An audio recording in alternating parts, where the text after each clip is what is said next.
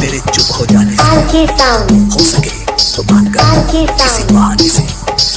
तू लाख खफा हो सही लेकिन इतना तो देख, कोई जीते जी मर रहा है तुझसे दूर जाने से।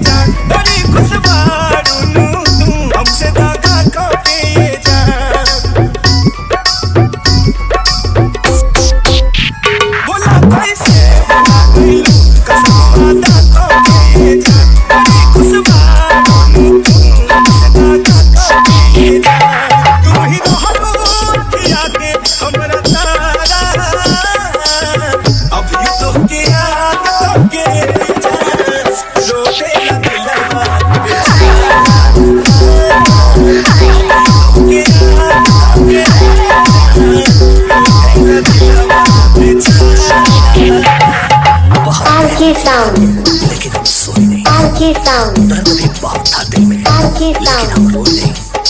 कोई नहीं हमारा जो पूछे हमसे भी